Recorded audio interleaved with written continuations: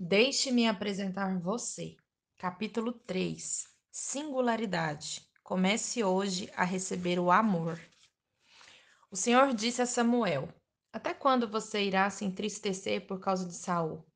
Eu o rejeitei como rei de Israel. Encha um chifre com óleo e vá a Belém. Eu o enviarei a Jessé.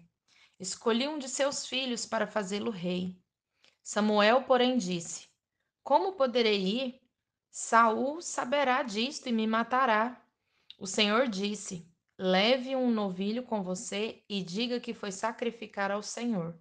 Convide Jessé para o sacrifício e eu mostrarei a você o que fazer.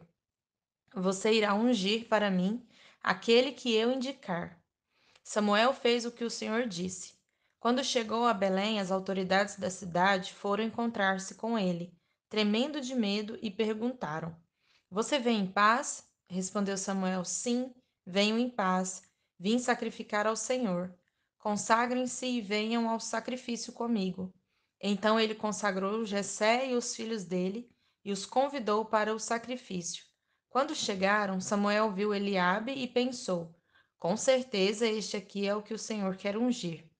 O Senhor, contudo, disse a Samuel: Não considere a sua aparência nem sua altura, pois eu o rejeitei. O Senhor não vê como o homem. O homem vê a aparência, mas o Senhor vê o coração. Então Jessé chamou Abinadab e o levou para Samuel. Ele, porém, disse: O Senhor também não escolheu a este. Em seguida, Jessé levou Samá a Samuel, mas este disse: Também não foi este que o Senhor escolheu. Jessé levou a Samuel 7 de seus filhos, mas Samuel lhe disse: O Senhor não escolheu nenhum destes. Então perguntou a Jessé: Estes são todos os filhos que você tem? Jessé respondeu: Ainda tenho o caçula, mas ele está cuidando das ovelhas.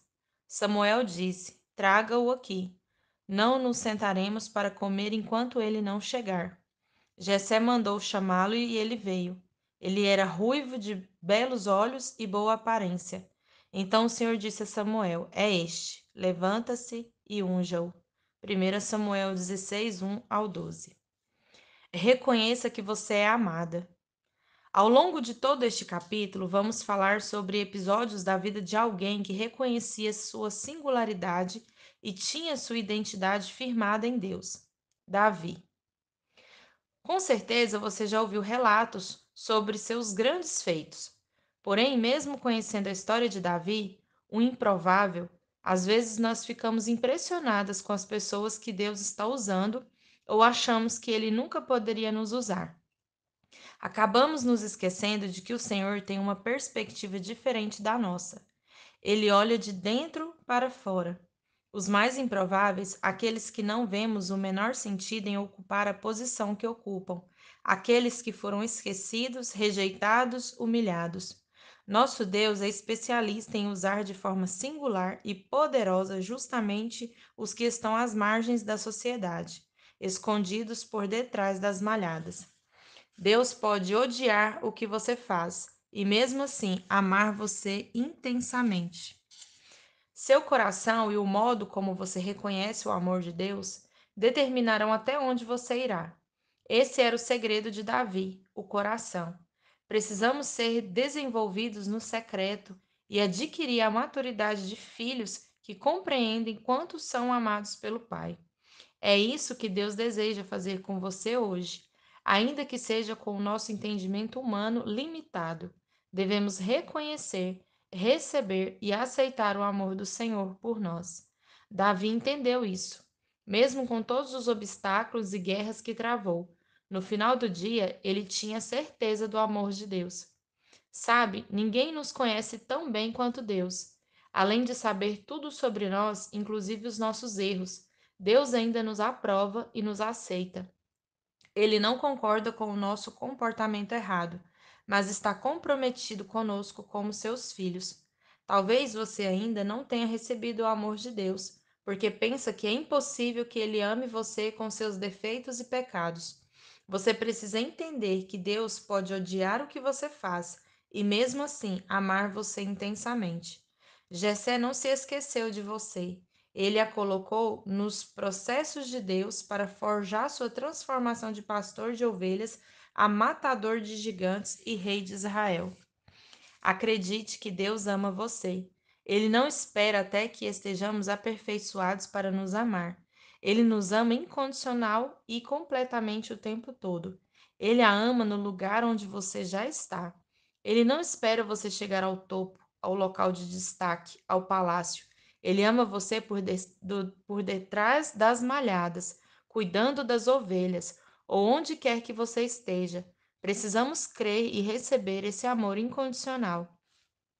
Talvez você olhe a história de Davi e pense: uau, como Davi foi amado por Deus. Mesmo quando Jessé não se lembrou do próprio filho, Deus fez com que o profeta o ungisse como rei. Mas lembra-se do que eu falei sobre Deus não ter filhos prediletos? Davi não era o mais amado. No entanto, ele reconhecia o amor de Deus ali mesmo, no cenário simples em que estava, e isso fazia que o seu coração estivesse posicionado no lugar certo para viver as promessas do Senhor. Posicionamento faz toda a diferença. E quem reconhece quanto é amado está posicionado para viver os sonhos de Deus. A verdade é que todo mundo precisa de um Jessé na vida. Deixe-me dizer uma coisa. As pessoas que se esqueceram de você foram Jessé na sua história. E era necessário que você passasse por tudo isso para que reconhecesse o amor de Deus e entendesse que ele nunca se esqueceu de você. O esquecimento de Jessé ensinou Davi a depender de Deus, a ter humildade. O esquecimento de Jessé ensinou Davi a lutar sozinho contra ursos e leões, o que seria o seu primeiro treinamento. O esquecimento de Jessé ensinou Davi a adorar a Deus, a ter a resiliência para fazer a mesma atividade considerada tão medíocre e comum todos os dias. O esquecimento de Jessé ensinou Davi a esperar o tempo certo e a ter gratidão de reconhecer de onde ele saiu. O seu Jessé não se esqueceu de você. Ele a colocou nos processos de Deus para forjar sua transformação de pastor de ovelhas a matador de gigantes e rei de Israel. Porque Deus derramou seu amor em nossos corações por meio do Espírito Santo que ele nos concedeu. Romanos 5:5. A Bíblia nos ensina que o amor de Deus foi derramado em nosso coração pelo Espírito Santo. Isso significa que quando o Espírito vem habitar em nosso coração por causa da fé em Jesus, ele traz consigo o amor, porque Deus é amor. Muitas mulheres não conseguem ser amorosas, gentis, boas filhas, boas esposas e nem mesmo boas mães, porque não compreendem a raiz do seu problema. Deus quer nos revelar a natureza dos nossos problemas e a resposta para eles que está na palavra. Quando conseguimos conectar o problema com a revelação bíblica, significa que o diabo está no caminho de saída e o caminho da libertação está na porta de entrada da nossa vida. Talvez o seu problema persista até hoje porque você só creu no amor de Deus, mas não o recebeu. Por que algumas coisas parecem que nunca melhoram em nossa vida? Porque somente tentamos lidar com os frutos ruins e nunca chegamos à raiz do que precisa ser tratado. E se o problema permanecer na raiz, os frutos ruins voltarão. Não importa quantas vezes lancemos fora esse tipo de fruto, eventualmente ele voltará. Esse ciclo vicioso é muito frustrante. É preciso conhecer a raiz do problema, pois somente assim poderemos colher frutos saudáveis. Deus pôs este livro em suas mãos porque quer revelar a raiz do seu problema e libertar sua vida de uma vez por todas. Talvez o seu maior problema seja a falta de amor. Quando você falha em demonstrar um comportamento amoroso pelo próximo, não se sente única e especial. Se você não ama, logo não será amada e não conseguirá se ver como alguém especial. No entanto, você precisa entender que não pode dar algo que não tem. O problema, na verdade, é que você não está recebendo o amor de Deus. Por isso, não está sendo capaz de dar amor. A certeza de que somos amadas por Deus, ao recebermos seu amor, gera o fluir do amor em nossa vida. É chegada a hora de aprender a receber o amor de Deus. Porque quando recebemos esse amor, Deus inicia um ciclo que abençoará não apenas a nós, mas também a todos os que estão ao nosso redor. O plano de Deus sempre foi este: que recebamos o seu amor, que amemos a nós mesmas de maneira equilibrada, que o amemos de todo o nosso coração, alma e forças e que amemos as pessoas ao nosso redor. Será que estamos seguindo esse plano? Acredito que estamos bem longe disso. Se não amamos com o nosso amor, que dirá com o amor de Deus? Você quer ser única, exclusiva e especial? Então comece amando quem está perto de você. Família, amigos, irmãos em Cristo, colegas de trabalho, você vai se destacar, eu garanto. Não se esqueça de que não tínhamos nenhum amor para oferecer antes de Deus nos amar primeiro. Deus nos amou primeiro e isso nos tornou capazes de amar também. Esteja certa do amor de Deus por você e se ame. Quem sabe você pense: se eu não mesma gosto nem de mim, como vou conseguir amar os demais? Deixe-me dizer algo muito importante. Se Deus ama você, então você consegue amar aqueles que estiverem em sua vida. Não há desculpas. Se o amor do Pai está com você, dê o primeiro passo. Comece a praticar o amor. Muitas vezes não conseguimos amar simplesmente porque levamos um estilo de vida egoísta. Só nos preocupamos conosco mesmas. Deus quer que você viva de maneira equilibrada, inspirada por Ele. Sim, é possível se sentir profundamente amado por Deus, bem como dedicar esse amor aos outros. Não deixe para amanhã. Aceite hoje mesmo o amor de Deus por você. Assim, poderá dizer sem medo: estou crescendo, meus erros não fazem que eu seja menos amada por Deus. Embora Ele esteja me transformando diariamente, seu amor me preenche agora mesmo. Não vou rejeitar o que Deus aceita. Certa vez ouvi que a certeza do amor de Deus gera satisfação nele. Essa é uma grande verdade. A ela acrescento: além disso, a certeza de ter o amor de Deus produz confiança. A confiança depende de quanto nos sentimos amadas. Eu não confiaria no meu marido se não tivesse a certeza de que sou muito amada por ele. Muitas vezes Deus vai conduzir você por caminhos que não poderá entender. Durante esses momentos, você precisa reconhecer o amor de Deus em sua vida, pois sem amor não há confiança. Sem confiança, você se sentirá perdida. É o amor de Deus que sustentará sua vida durante esses momentos em que nada parece dar certo. O apóstolo Paulo estava convencido de que nada seria capaz de separá-lo do amor de Deus. Precisamos ter essa mesma certeza, porque essa é a verdade. Aceite o amor de Deus por você e faça desse amor o fundamento para o seu amor por si mesma e pelos outros. Nada também será capaz de separar você do amor do Pai. Você é alvo do amor de Deus por sua vida e pode expressar esse amor pelos que estão à sua volta. Neste momento, provavelmente veio uma pergunta à sua mente: é possível expressar esse amor mesmo quando as circunstâncias são contrárias? O que eu digo a você é que nem sempre será fácil. No entanto, diariamente, assim como um exercício, você deve celebrar os detalhes que a cercam e são fruto da graça de Deus, o ar que você respira, a sua família, o dom da vida. Também precisamos ser gratas independentemente do que estamos vivendo. Para isso, temos de nos lembrar sempre do que Deus já fez em nossas vidas. Como cristãos, acabamos passando por amnésias espirituais. No meio das aflições, parece que é mais difícil lembrar dos incontáveis atos de bondade que o Senhor demonstrou por nós durante toda a nossa jornada. Por isso, precisamos trazer à nossa memória tudo o que já vivemos e dizer para nós mesmas quanto somos agraciadas e amadas pelo Pai. Acredito que a melhor forma de compartilhar o amor que recebemos do Pai é amando as pessoas livre de expectativas e livre de busca por recompensas. Quando amamos genuinamente, não esperamos nada em troca, sabe? Fazemos o que fazemos somente porque amamos. O amor é suficiente em si mesmo. O sentimento mais puro que você pode escolher ter não precisa de justificativas, explicações, motivações. Recebemos o amor do Pai porque Ele é bom e compartilhamos esse amor da mesma forma, sem olhar a quem, sem esperar recompensas ou reconhecimento.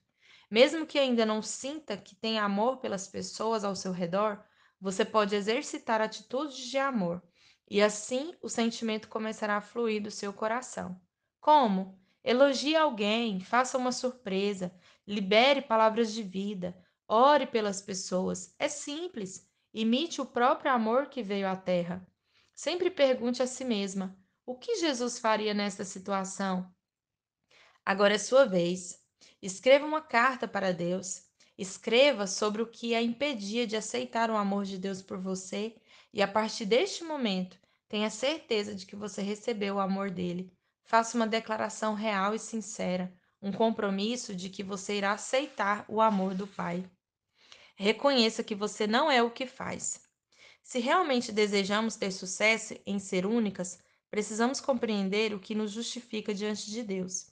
Em Efésios 2, do 8 ao 9, faz uma declaração extraordinária sobre isso.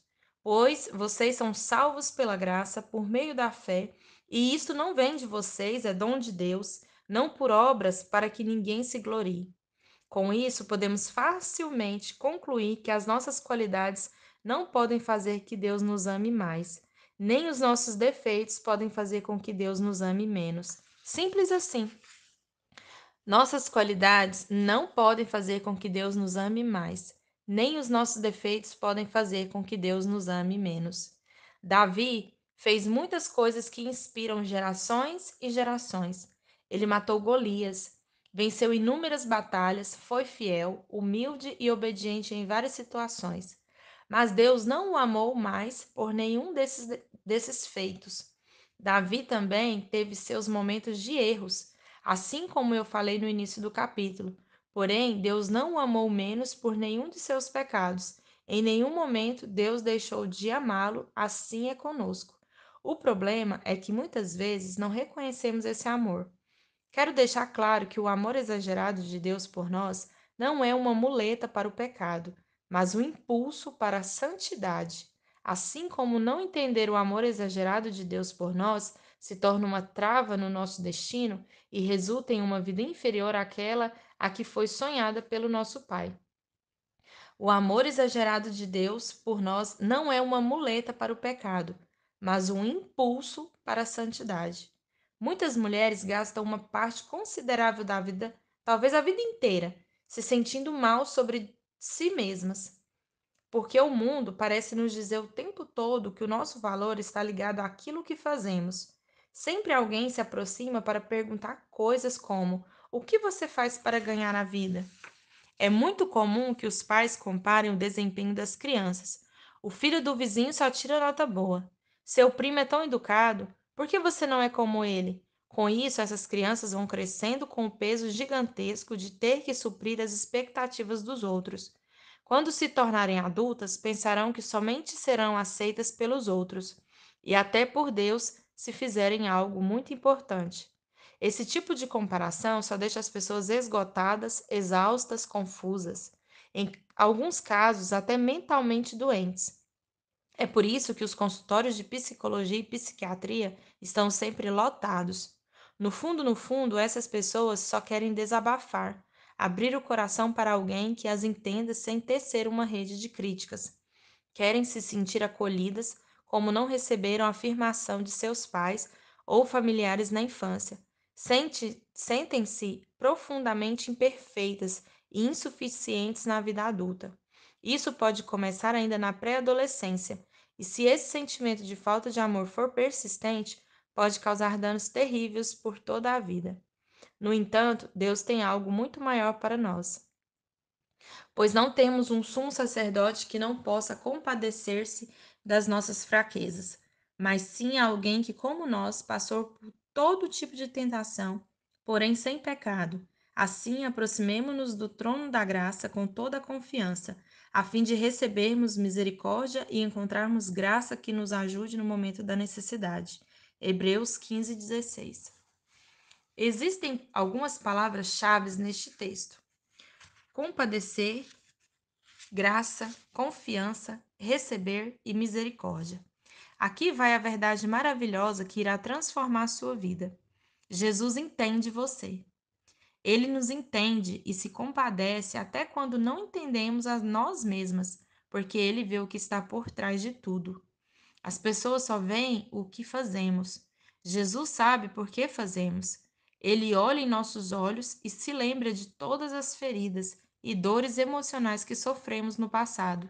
Ele sabe e conhece cada medo, insegurança, dúvida e pensamento distorcido que temos a respeito de nós mesmas. Jesus entende você. Ele conhece a sua história. Ele aceita você por quem você é, não pela sua performance. A verdade é que a aceitação de Deus está fundamentada no desempenho de Jesus, não no nosso. Você não é única porque faz algo especial para Deus. É graça. É impossível merecer favor. Caso contrário, não seria favor, não é mesmo? Um favor é algo que alguém faz por bondade, não porque merecemos. Vamos ver com detalhes uma parte da história de Davi. Davi colocou Urias à frente do exército para combater o inimigo em campo de batalha, porque Davi queria usurpar a mulher de Urias, Batseba. Mesmo tendo todas as mulheres solteiras de seu reino à disposição, além das esposas que já eram dele, veio a ele o profeta Natã e o exortou. Veja o que aconteceu quando Davi caiu em si. Então Davi disse a Natã: Pequei contra o Senhor. E Natã respondeu: O Senhor perdoou o seu pecado, você não morrerá. 2 Samuel 12:13.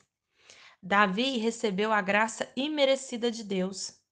É claro que Deus se preocupa com os nossos comportamentos errados, pois Ele quer que façamos boas obras. No entanto, isso não quer dizer que dependamos delas para receber o favor de Deus. Deus nos ama. Ele está sempre pronto para nos perdoar dos nossos erros, e ele espera que façamos boas obras como resultado do amor que sentimos por ele, entende? Além disso, ele quer que as nossas ações sejam uma resposta ao que ele já fez por nós, para nós e em nós. Há momentos em que fazemos coisas boas pelos motivos errados. Não percebemos que os nossos motivos são importantíssimos para Deus. Às vezes, lemos a Bíblia todos os dias só porque queremos que o Senhor fique satisfeito conosco.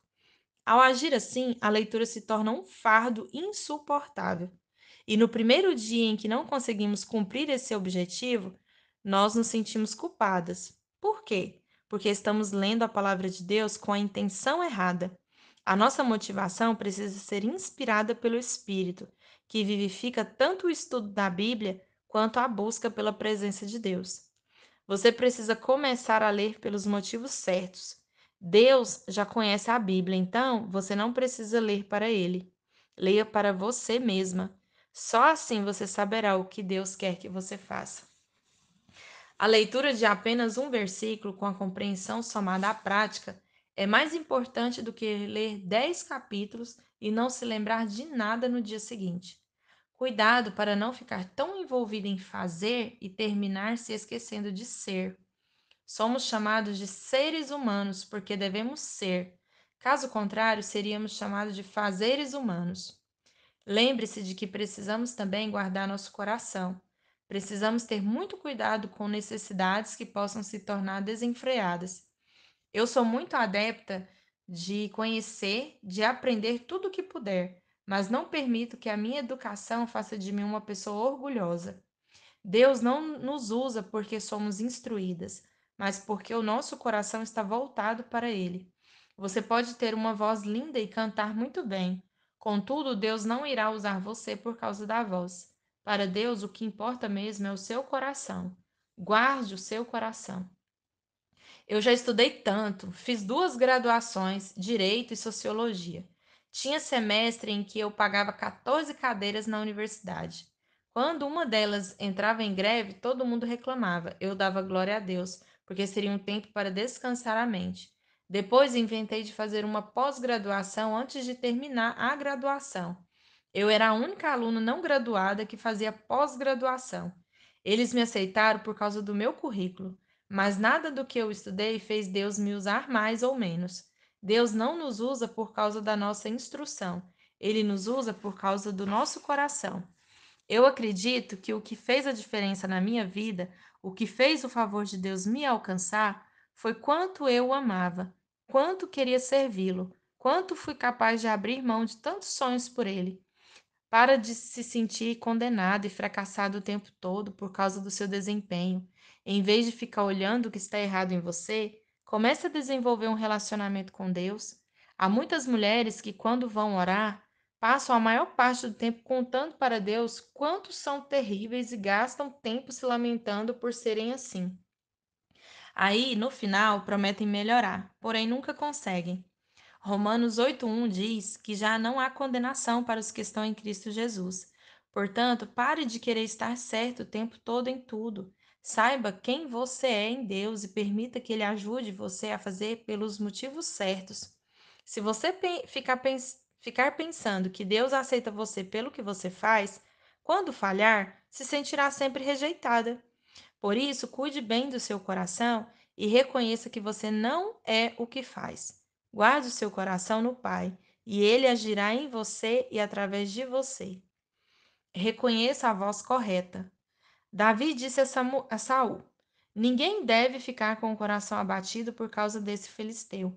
Teu servo irá e lutará com ele. Respondeu Saul: Você não tem condições de lutar contra este filisteu. Você é apenas um rapaz, e ele é um guerreiro desde a mocidade.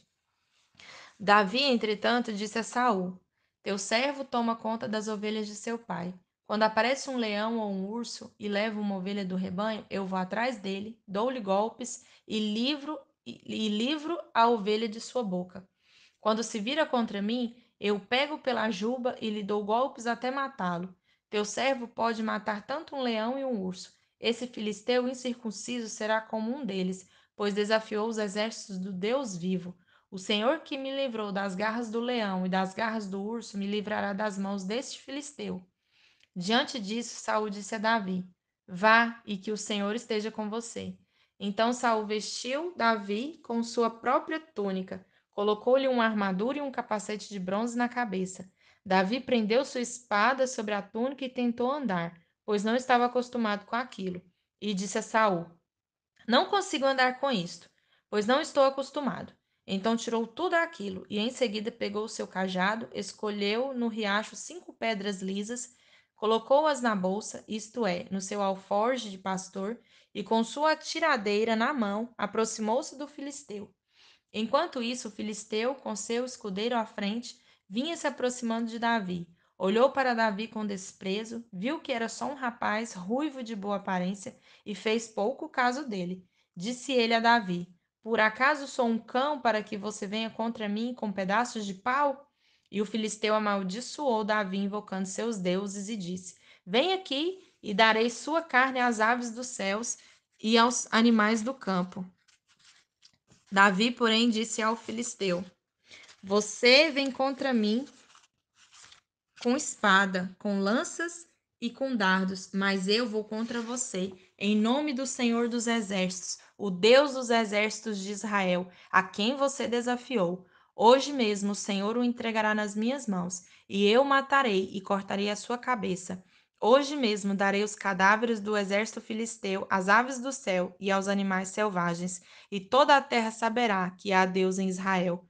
Todos os que estão aqui saberão que não é por espada ou por lança que o Senhor concede vitória, pois a batalha é do Senhor, e ele entregará todos vocês em nossas mãos. 1 Samuel 17, do 32 ao 47.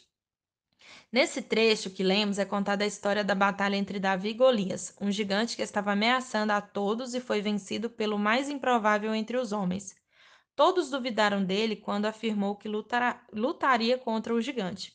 Ninguém estava ao seu lado da torcida. Ninguém via alguma possibilidade de vitória.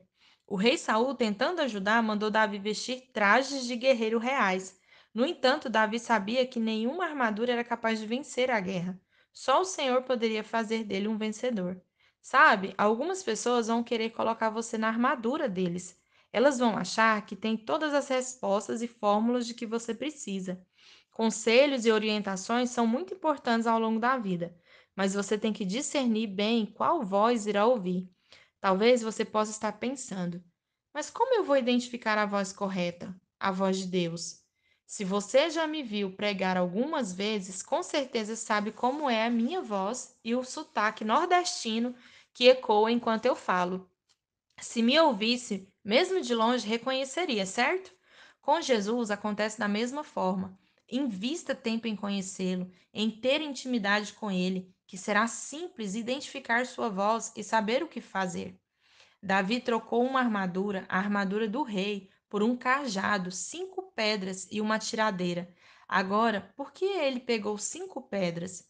Porque não era arrogante e sabia que poderia errar na primeira, na segunda, na terceira vez. Davi sabia que ser eficiente não é necessariamente acertar em todas, é acertar. Note que nenhum destes instrumentos eram bonitos, nem caros, nem importantes, nem nobres, mas eram o que Davi sabia usar muito bem. Sabe o que o cajado, a tiradeira e as pedras lhe davam? Identidade e segurança. Toda vez que você escuta a voz correta e usa as armas certas, feitas para você, tudo dá certo. As armas do cristão estão em Efésios 6, do 1 ao 10. É provável que você se sinta todo desajeitado com as suas armas atuais, porque esteja usando as armas erradas. Ignore o que as pessoas que não a conhecem pensam e falam sobre você. Veja o que o gigante Golias disse a Davi momentos antes da batalha. Enquanto isso, o filisteu, com seu escudeiro à frente, vinha se aproximando de Davi. Olhou para Davi com desprezo, viu que era só um rapaz, ruivo e de boa aparência, e fez pouco caso dele. Você já foi desprezada? Sofreu preconceitos? Discriminação? Ignore. Voe mais alto. Só dê valor ao que merece. O que as pessoas pensam e falam é parcial, tendencioso e influenciado. O que importa para Deus é quem você é, não é o que você faz, mas a motivação do seu coração. Quando damos valor ao que não merece, permitimos ser levados pela correnteza. Qualquer coisa nos influencia, qualquer coisa muda o nosso rumo. Quando ignoramos o que nos aconteceu de ruim e decidimos focar só na voz de Jesus, voamos mais alto. Toda vez que você escuta a voz correta e usa as armas certas, feitas para você, tudo dará certo. Quais são as armas de guerra que Deus depositou em você? Reflita e ore para identificá-las. Depois escreva o que ele revelou. Talvez você seja incrivelmente paciente ou compreensiva. Talvez você seja cheio de compaixão ou consegue sempre levar as pessoas a ver o lado positivo das situações. Existem qualidades que se tornam nossas ferramentas e armas para usar na hora da batalha. Você precisa saber o que pode lutar e lembrar de cada uma delas quando as guerras vierem.